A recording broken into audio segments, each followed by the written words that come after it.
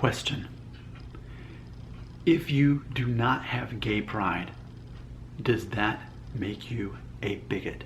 Let's sort this out. Let's sort out what culture teaches when it comes to gay pride, because this is how I feel our culture is.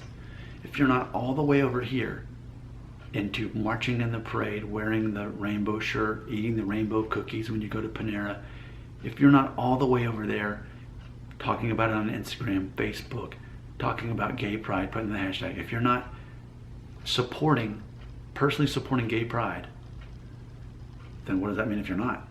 Does that mean you're automatically not for gay people?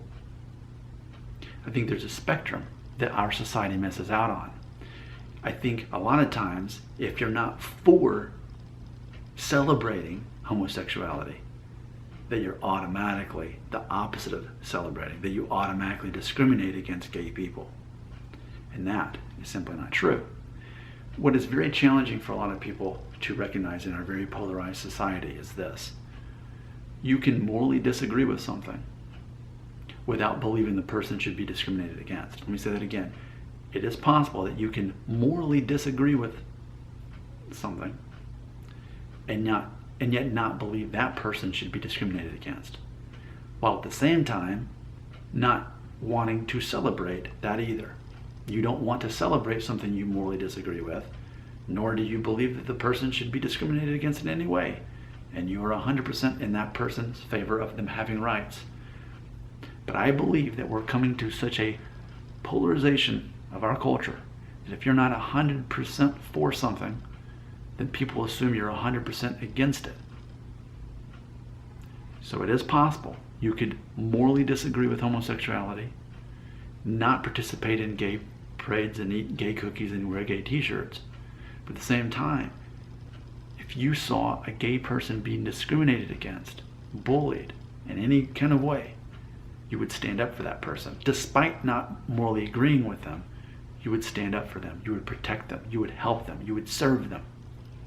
And it's funny how our society does this, specifically with the gay community, that if you're not 100% waving the gay flag, that means automatically you don't want them to have rights either. So let's imagine this from a different perspective. Let's talk about a different religion. Let's assume that you're a Christian. Let's talk about a person who's Muslim.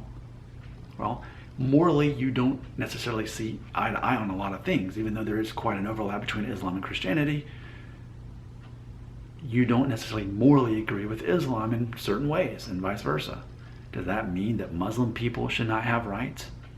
Does that mean that you should go march in a parade celebrating Islam or whatever is going to all of their celebrations? No, you don't have to celebrate their beliefs, but you wouldn't want them to be discriminated against and not be able to adopt children and not be able to run for president or whatever it is. You wouldn't care, even though you recognize that you don't morally agree with certain things that they see.